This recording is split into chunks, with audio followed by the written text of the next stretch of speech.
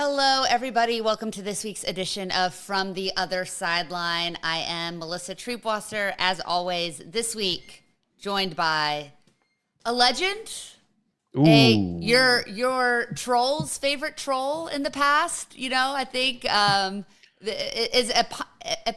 is associated with. I was trying to say eponymous, but I didn't know if that was using it right, so I got scared and I backed out. But I think eponymous is correct. With Baylor Twitter is just about anybody out there. The one, the only, Matt Wilson. It would be I'm I am so washed. I am not the troll's It's true. troll anymore. Anymore, yeah. It You've it grown. it just that, and it also feels like it takes just so much energy that I do not have anymore. Yeah. Fighting with people online used to be novel. Yeah. It used to It be used to be fun. novel. Yeah. Especially when it was intentionally lighthearted. Not so much anymore. Not so Yeah, much anymore. it's a little tough these days to take as much joy in both the online Twitter fighting, and frankly, it feels like a lot of the good natured and even bad natured online fighting in this rivalry has kind of gone to bed, and I don't know if that's just neither fan base is particularly enthused We're maybe all just about the too damn program. anxious all the Yeah, time. We yeah, we there's a lot we're all going on. we but nobody feels safe anywhere at any time. So This we is can't get angry because we're too scared all the time. this this is very true about everything, about life, about the world, about football, about everything. But we are going to talk a little football. I'm going to put you on the spot. We're going to talk a little football as well, because before TCU and Baylor play a football game to hopefully get a win and not completely derail their season and put them on the oh my god, are you going to win 6 games watch, because it feels like the loser of this team is going to go on that, or the loser of this game is going to go on this watch. We have a really big game with the number 4 Baylor Bears soccer program traveling to Fort Worth on Thursday night to play the number 5 TCU Horned Frogs program. I have a feeling anything that we feel like is missing in the rivalry on the football field will not be lacking on the pitch. No, definitely not. It's gonna be a fun one. It's gonna be a fun one. But people are here to talk about football, or to listen about football. And this is still a big game, one of the oldest rivalries, and the only protected Texas State school rivalry for TCU, and I believe for Baylor as well. Why do you think that this was a game that was prioritized in what has seemed to be a really just dumb protected game scheduling system by the Big 12? Why was it protected? Yeah, why this one, like why was this one prioritized? Because like TCU's not playing Texas Tech. That's not a protected rivalry, but Baylor is. Why I you? I this is one of the true actual rivalries in the remaining Big 12. I think it would be a disgrace not to protect it. Uh, Two similar schools with similar, you know, dips and peaks in the football program over the last 15 years, and I mean, especially this year, offense. Yeah. There's the rule days aside, offense is going to be plentiful. I think it makes for great TV. Um, I'm very excited. It's going to be a good one. It's going to be a good one. Somebody's going to be very unhappy, but and honestly, I will not be happy during the game watching it. It will be very stressful. But I, somebody will feel relief and somebody will feel pain, and that's what a rivalry is. Yeah, I think that's really true. Both teams are sitting at 4-2 overall. Baylor is 2-1 in conference play. TCU is 1-2. So while it doesn't feel like the quote unquote good old days when both these teams were playing to be a potential playoff or a BCS team or something like that, they certainly are still trying to keep themselves relevant when it comes to who's going to have a chance to make it Arlington. And there's so much carnage around this conference right now. It doesn't feel impossible, but losing Saturday could make it feel impossible. How does Baylor see itself right now when it comes to their opportunity to play for a conference championship? It's all there. It's all there. I don't know that the general fan base is exceedingly optimistic, but it is all there. If you look at Baylor's schedule, and everything's manageable. Like Cincinnati looks tougher than they are, Sure. or tougher than we expected them to be. Yeah. UCF should be a win. Yeah. Utah, who knows with whatever they've got going on offense. Arizona is never going to be easy when you play at their place. And Houston, of all teams, is looking like they have everything in front of them. Nothing's different. It's always been this way. Ever since the Big 12 has become the new Big 12, it's always been that way. Parity runs amok for all the good of it and all the bad of it. Nothing's really stopping this Baylor team from achieving what they want to achieve. Yeah. Except for maybe Baylor. Yeah, except for maybe Baylor. And it feels like you guys have lost in some heartbreaking fashions. And Dave Aranda is probably universally liked. And I think that's the reason why it's so much harder for me to hate Baylor with the disgust level that I would normally like to process. Sure. Because I like Dave Aranda. I respect Dave Aranda. But even if he's not necessarily on the hot seat, because I think that would be unfair to say, they're certainly, they're at least kind of like bringing the coal forward, right? Because that he hasn't been what they expect. You talked about the offense, but the defense has really struggled this season, kind of kept teams in games that maybe shouldn't have been, but has stood tall enough to give Baylor some good wins. Where do you, like, how's the fan base feeling about Dave Aranda? What could put him on the hot seat, or do you think his job is safe? Do you expect him to be here at the end of the season and the start of next season? I think it would take a pretty significant collapse in the second half of the season for his seat to be as hot as it was going into last year. Mm-hmm. It's still possible, I suppose. I don't think his seat's hot. I just think it's a little wobbly. I think he's sitting on one of those stools that healthy people like to sit on at a standing desk instead of just standing up. I don't think it's hot, but there's a lot of unease around. Is this truly an upward trajectory like we saw in the second half of last season, winning 6 in a row? Is this truly what we are hoping it to be? Because I do believe, like you, I think a lot of Baylor fans actually like the man, Dave Aranda. And I think we take pride in his approach to coaching and leading a football program. The individuals are important. Relationships are important. Give me the resources to be competitive with other schools in our tier, and relationships will guide the people that are supposed to be here to be on this team. But you do have to win football games to be a highly compensated football coach. The second half of this season, like I said, it's wide open. There are some tricky spots on there. I'm not saying you have to go 6-0. You have to show that this program is on the right track. It just amazes to me, as much as we want to be different, how similar these two it's so frustrating and two teams are. Because I think TCU is in a similar boat of, last year obviously had that epic game down in Waco that was a field goal difference, and Baylor goes on to win 6 in a row, as part of that. TCU finishes 5-1 down the stretch as part of that. Both teams were expecting their program to take that leap. Baylor probably had a little bit more preseason shine than TCU did, even with Sawyer Robertson and what he's capable of. But I think both teams are sitting here at 4-2 and going, this doesn't feel like it's supposed to feel. And Saturday's game could kind of elevate one of those teams to say this team has turned the corner. And the team on the wrong side of that, it could start to feel like, nothing really has changed. Do you think that's kind of a fair assessment? 1,000%.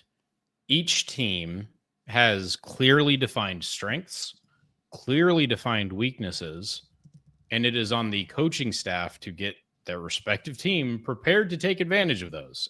It is a game where I think starting fast is going to be exceedingly important. It is a game where Baylor especially needs to, because as well as this Baylor team plays behind 2 scores, not sure this is the offense that you want to do that against. Yeah. On the TCU side. So yeah, it's I am more excited for this game than I was last season's. I think this is going to be a game where neither Baylor nor TCU is at a significant disadvantage.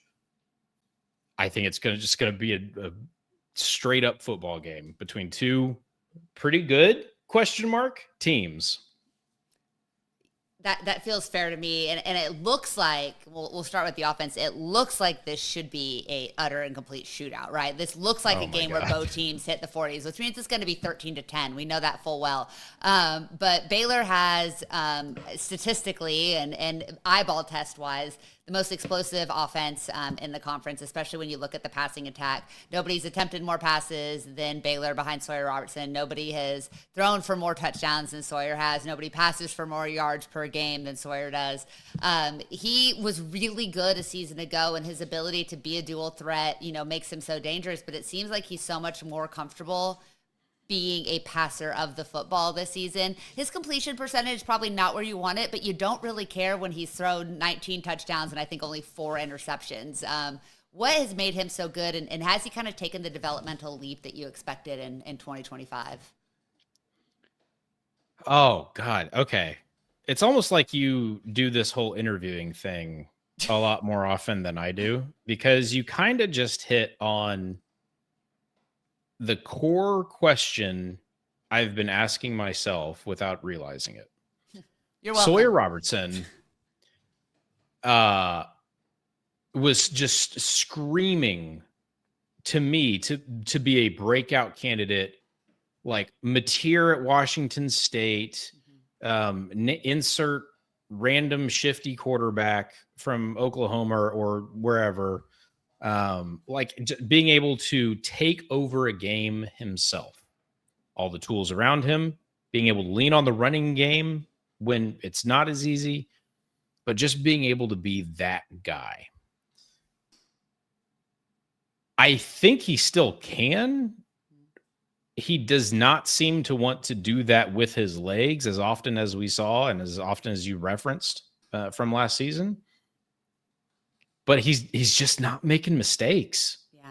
He's just not making mistakes. Last season, mistakes that he would make were almost always predetermined throws, usually outside the hash marks, usually to the left.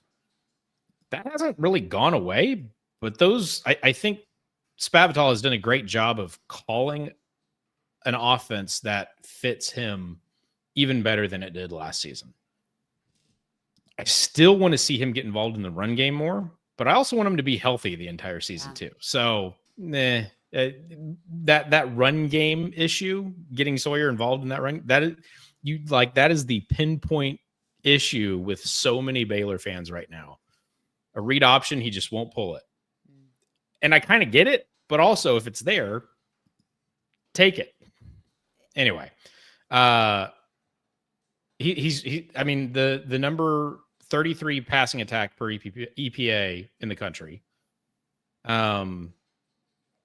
He's just playing really, really solid football, and he's got weapons that get open, and he might have the best receiving tight end in the nation, and it's just there, and he takes it. Let's talk about that utter freak cheat code of a human being in Michael Trigg. My God, like Sunday talked about him today in his press conference and just said how much he likes him. Like, he is one of those guys that you watch and you go, I would love this guy so damn much if he was on my team. Trigg is an absolute and total. He's just a freak show. He's so much fun to watch. 6'4", 240 pounds, moves like the wide moves receiver like of your nightmares. Yeah, like he's an absolute just. I don't even know how to describe him. Like, I keep saying the word freak, but he's how fun is it to have a guy like that? And what, like, how has he kind of elevated that passing attack that you talked about is so well regarded nationwide? Every time somebody else catches a pass, I'm just like, well, that was good. We got a first down. We got 15, 20 yards. That was fine. Just throw it to Mike Trigg, Big Mike Trigg. I mean, I would like to see a little bit more volume his way, in all honesty, but any in-breaker, any crosser, he just beats somebody to the ball.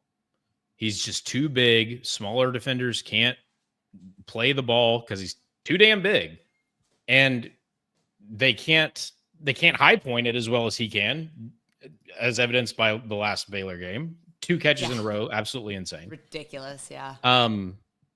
Baylor hasn't really had a dynamic pass catching threat at the tight end, in quotations, like Mike Trigg in my lifetime that I'm not going to of. stand for this Drake Dabney erasure. I'm just not. I don't know who that is. I don't know who that is. Never heard the name. Yeah, I never heard the guy actually. Yeah, I mean, and I think that volume is the only thing that kind of makes me feel a little bit better. I don't know who matches up with Trigg when at the combination of size and speed. If you try to put a linebacker on him, I mean, Caleb Elarmjorn has been one of TCU's best pass rushers. You can't match him up. Namdi Obiazar has been pretty solid, but is more a run support guy. That's going to be a fascinating matchup.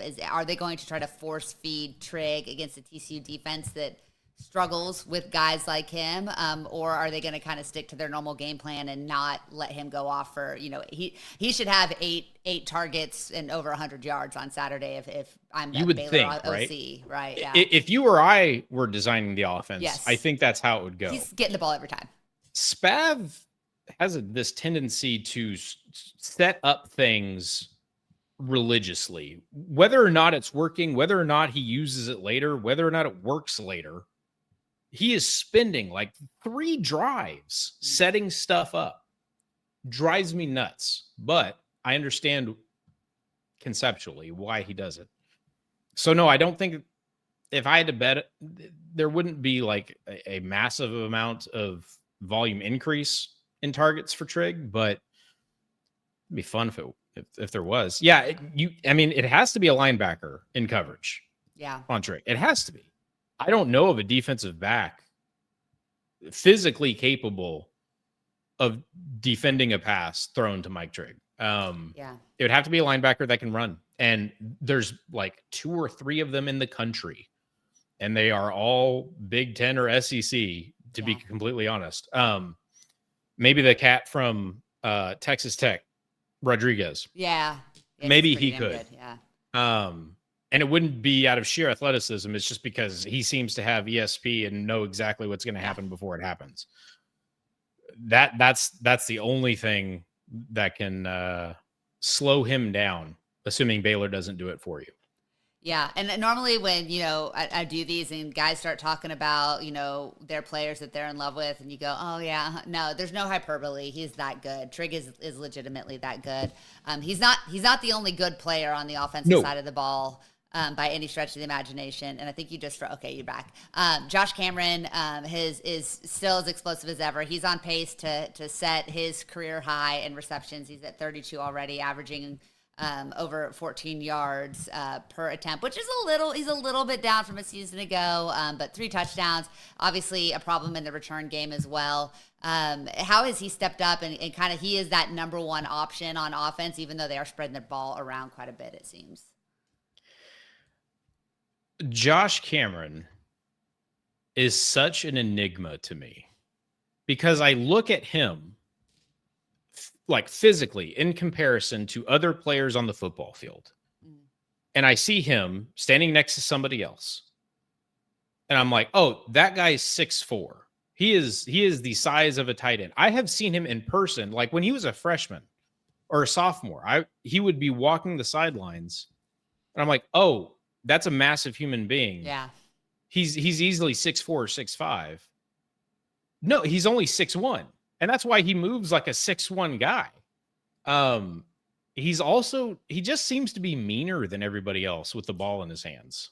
I love that. He really, really wants to go through people, which, he has enough wiggle to not do that.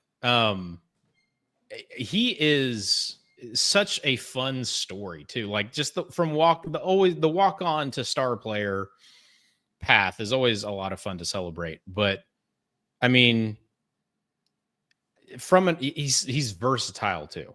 Yeah, that's the thing. Mostly used in a yak situation for Baylor, screens, short routes thereof. But also be on the lookout for him in special teams too. He had a couple flubs early on this season. Arizona State, I think 2 fumbles against Arizona State. Not great. Mentally tough kid. not going to shake him. I expect him to play a role in multiple games at a high level the remainder of the season. He's just fun. I like him. Yeah, He's just fun. Again, he's one of those guys who you watch him play and you go, I wish I could like that kid. We'll be rooting for him, the rest of the way after Saturday, of course. Hope he's absolutely terrible Saturday morning. Speaking of terrible, and I can't even say terrible in line with your run game because I cover TCU.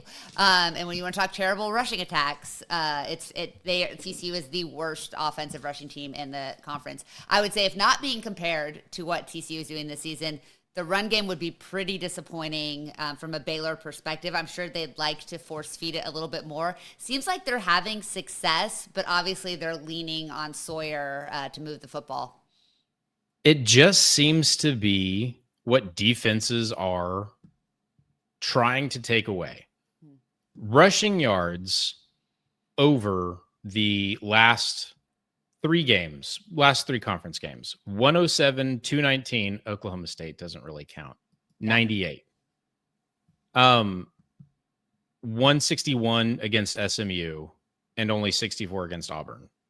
Everybody knows, like, Bryson Washington, when healthy, is a known quantity. Mm-hmm. We know that if against this type of offense, if you just forget to have people in the box because you're so worried about the passing game, Baylor can not only score a bunch, but control the game as well, control the clock. And before you know it, you're down 3 scores. Mm-hmm. I just think people are relying on numbers in the box, slow down Bryson Washington, make Baylor, call higher risk plays. I mean, because Sawyer last season, like I said, did show the ability to throw predetermined throws and turn it over.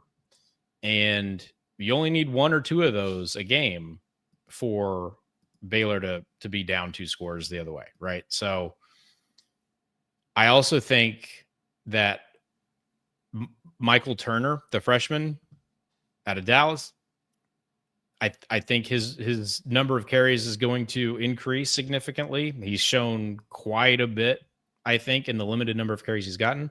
And freshman Caden Knighton, who I am already anointing as my next favorite Baylor player. He is a freshman. He hasn't figured it out yet. But when you see it, you recognize it. It is very real, the talent and explosive nature of his game. So Baylor needs to run the ball to keep the D honest, but it just doesn't seem to have the same kind of impact as it did last season. Yeah, I kind of talked about keeping opposing defenses honest. Let's switch the side of the ball over to the defense. Let's first talk about how this TCU defense matches up with this Baylor offense. The Bears have allowed the 6th most sacks, it appears here, 7th most sacks in the conference this year. TCU, shockingly, is one of the leaders in sacks by.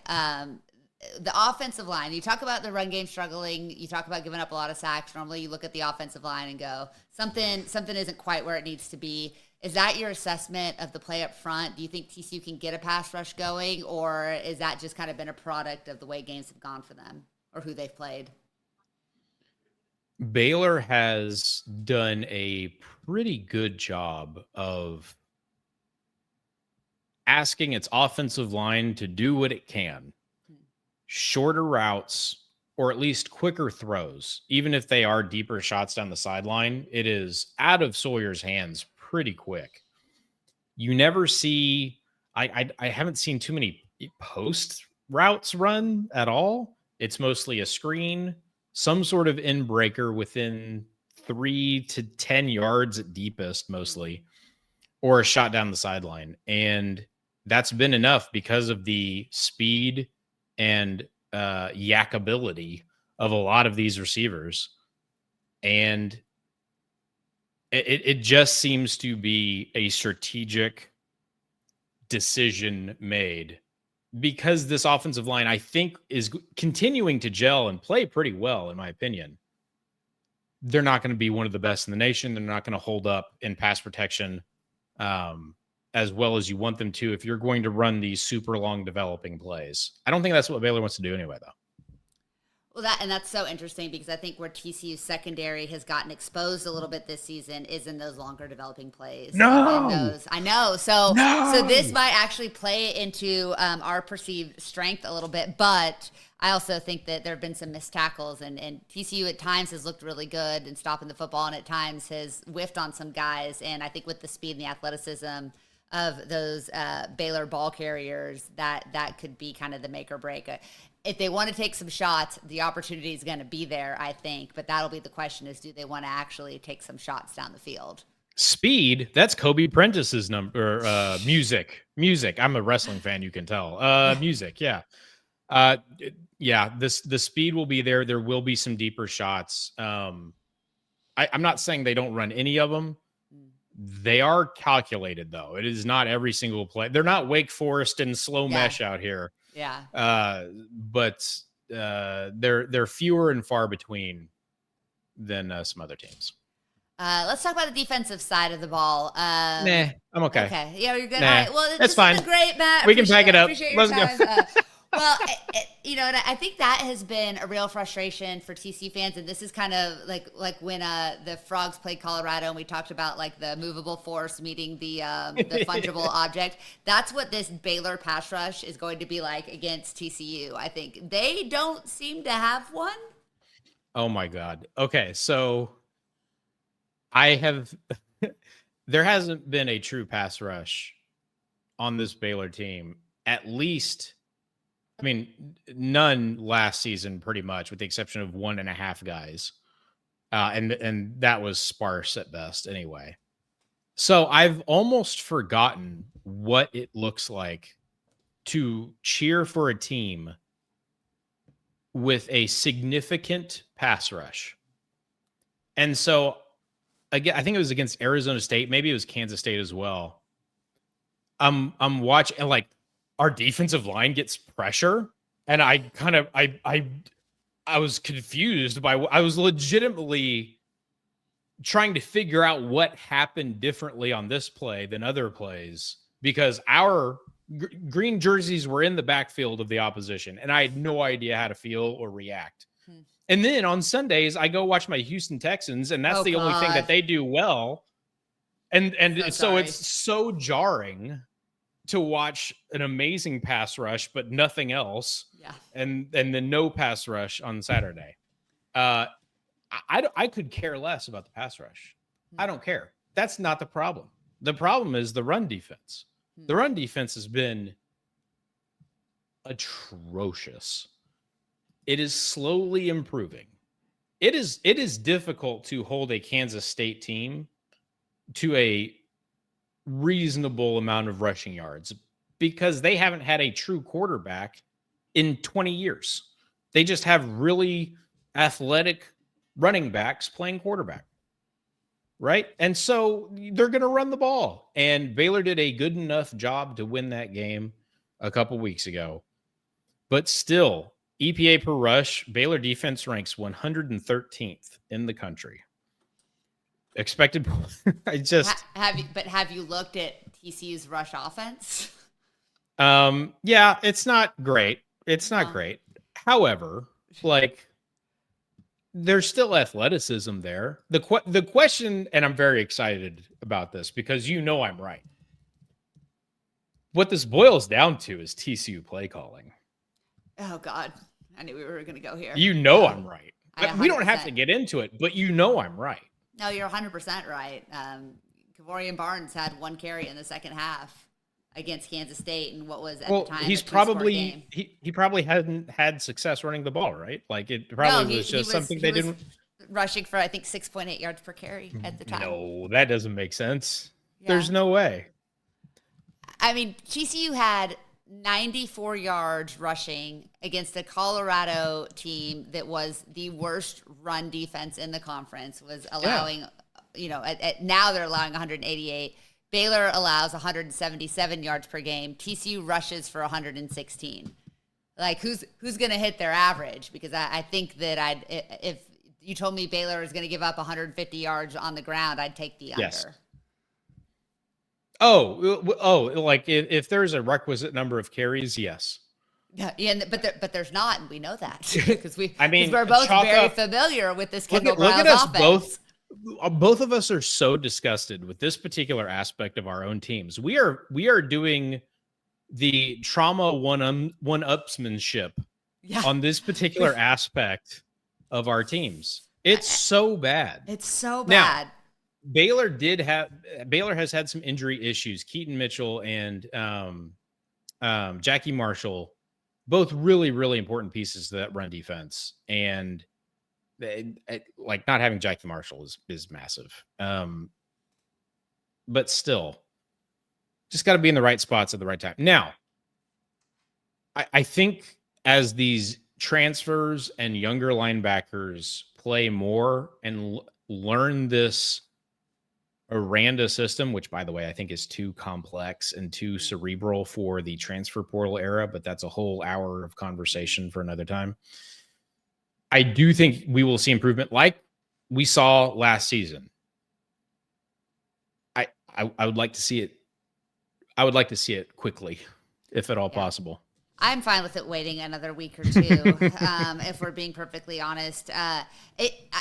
Look, if there's a time for your run defense to start feeling good about itself, it's on a day it plays TCU, because we know TCU is not going to commit to running the football. On the day it doesn't have to do a lot. Yeah, on the day where its final statistics look incredible because TCU ran 14 times. Not out of the question. I would actually be fine if both like offensive coordinators got together, Spav and KB meet at midfield, and they go, "Hey, brother, we're not going to run the ball one time tonight," and it just became a complete and total traditional. Go 7-on-7. Yeah. My dog is 7-on-7 eating dirt that he pulled out of the backyard that just got fertilized. So I'm just trying to. If you keep seeing me duck over, I'm like, I think he's poisoning himself. It's fine. It's been a rough go. So yeah, I think that would be awesome. That like we talk about the fun parts. Like obviously Sawyer's great. He's fun to watch. I loved watching him in Waco a season ago up until the end. He's just a great quarterback, and TCU's got a pretty dang good one on their side of the ball too. Both of them have their flaws and their limits certainly, but this could come down to which quarterback plays cleaner football. We saw a really clean game between these two teams last year. What is Baylor's game plan going to be against Josh Hoover? Most teams have seemed to try to take away Eric McAllister, or at least make it difficult to target him. And this TCU offense is not the same when Eric McAllister is not getting targets. No, we probably won't do that. Okay, unfortunately. Good. Thank you.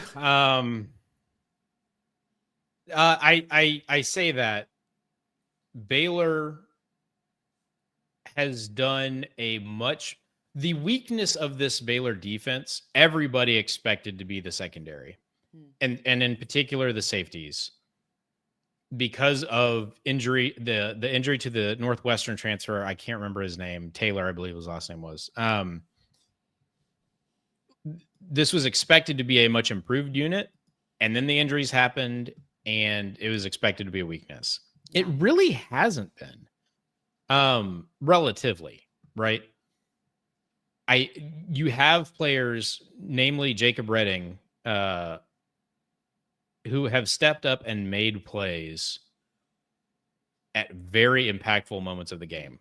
A crucial interception against SMU in the end zone prevented a touchdown, and a pick six against Kansas State that essentially won the game. It's pretty epic. It is like bend both ways, upside down, bend in all three dimensions, and hopefully only break a little. Like that's the defense. Relatable. It is not. Yeah. White knuckling is our strategy. I think you asked at the very beginning, like, what do you think Baylor defense is going to do? And my first thought is like just white knuckling, just holding the steering wheel and just hoping you get home. Like that's T's and P's, baby. That's what it's going to be. Yeah, exactly. That's exactly what it's going to be. Yeah, I mean, Baylor's allowing over 400 yards per game. They're allowing over 5.5 yards per play. They've given up 20 touchdowns so far this season, second only to Oklahoma State. Nobody wants to be second only to Oklahoma State in any defensive category or offensive category for that matter. but like you said, opportunistic. And I think, again, these two teams keep just mirroring each other all over North Texas. It feels like coming up with big plays, game-winning plays, but letting teams kind of work you in between the 20s and toughening up a little bit in the red zone. So that's going to be a really fun chess match to see. You would expect both of these quarterbacks, as good as they are with the weapons that they have, should have quite a bit of success moving the football. I think it's going to come down to who doesn't turn it over and who can turn red zone opportunities into touchdowns. TCU has no kicking game. Yeah, TCU has no kicking game right now. So Baylor's kicking game is fine. That's not the issue. It's just being able to convert the threes into sevens, because especially when TCU is not kicking because they can't. I'm telling you, Baylor, if Baylor converts one field goal into a touchdown against Auburn, that game is a one-score game with Baylor driving at the end. Yeah. If Baylor doesn't fumble it twice, they probably win at Arizona State. Like, finishing drives has been the only thing where I could nitpick on the offense for Baylor. Truly, the only thing that stops Baylor offense is Baylor at this point. Yeah. Well, let's talk about what that's going to look like. So I always leave it up to the guests whether they want to make an actual prediction or not. But I do always. You don't have to. You don't have to. I don't know if I want to or not. Well, let me do it this way then, Matt. Let me play my favorite game. If Baylor wins, what has gone right? What's been the differentiator? If Baylor loses, it's because of those two. I got it. Okay. I got it.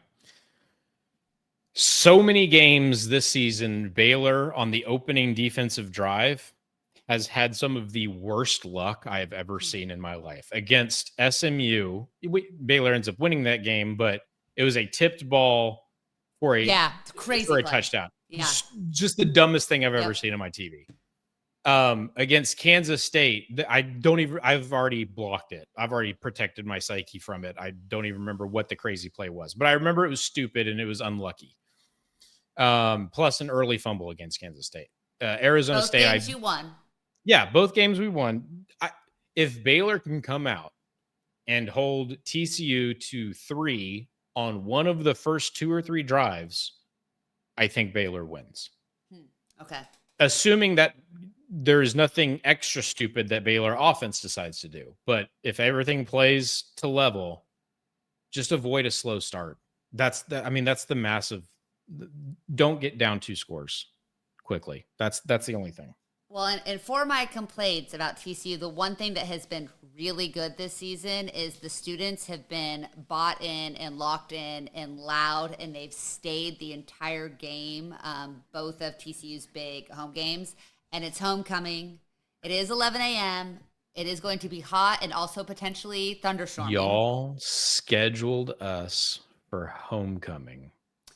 Oh, if I was a coach on that staff. Listen. The bulletin board, the locker room this TVs. Is not high school. Okay? There's only so much you can do when it comes to who you schedule for homecoming. Like, they don't respect you. Oh, they don't respect you. You're just practicing. You're practicing your locker room speeches. I am. Yeah, I think the atmosphere will be good unless this is feeling like it's going to be another one of those rain delay games with the way the weather's currently forecasted. And if this thing turns into, what was that, 2017, 2016? I'm not the person to say a date to. Expect me to remember what happened that year. It might have been 2015. I think it was. That was the double 2015. Double overtime, that lightning delays. Yeah, that was 2015. I'm old and everything runs together. I really hope for nice weather and like both teams in the 40s. Like, that's kind of my expectation. I also am not comfortable picking a winner at this juncture. I want to see the injury reports. I want to see the game plan, and frankly, I want to see how the between the second half of the second quarter and the first half of the third quarter. That's probably when I'll determine who I think is going to win. It's the middle eight. Yeah, I mean that's going to be the difference in this one. So I'm going to make a confession. Okay. Just this morning, I scheduled a training that I need to attend for a new role that I'm taking on for Saturday morning Wow. from 9 to noon. Wow. So you're going to miss the first quarter. Well, not if there's a rain delay, like you're saying. It's kind of gonna it feels like it's mess going up to be my rain in the plans. middle. Yeah. Like we'll Okay. see. It's also, this is Texas in October. God only knows. Literally. No, like I sir. have no idea what to expect weather-wise, but it is going to be hotter than it should be for the middle of October. So we know that. Matt, really appreciate you taking some time. Always so much fun to have you on the podcast. I miss the days when I detested seeing you pop up on my timeline. I think I even had you blocked for a while. I'm pretty certain you were blocked for a while. I have that effect on people. Yeah, but my dear friends block me sometimes. Fair. It's fair. But I do appreciate our friendship so much more now than our, previous one-sided hatred of years past. But I know a little bit of a hiatus on the pod, but if people want to, see your hot takes or listen, where do you want them to even know where you exist on the internet? If you already follow me at Matt is Bear on the Twitter, and that's the best place to go. But I will say this. Starting a new, we're all about traditions, and we like the Revivalry name. We dismiss the blue bonnet whatever that is, bullshit, whatever it is. I'm just thinking of some numbers. How about 51-48? Oh God, that sounds pretty good to me. 51-48. Yeah. But who wins? Who wins? You know. 51-48. Okay. I'm gonna go. I'm gonna go 42-41. 42-41. TCU's not kicking a field goal. Defense stepped up. I don't want to see defense. I did not have a whole lot of opportunity to take any fun pictures up in Manhattan because nothing was happening on offense for TCU. So I would like some fun pictures. Give me a shootout all day. I would let's have ourselves an old school TCU Baylor football game, but let's hope the good guys come out on top, and we won't specify who that is because we all know who we think it is. Melissa, this was a blast. Thank you for having me. Always great to have you on. Matt, we'll talk to you later, and go Frogs. Bears.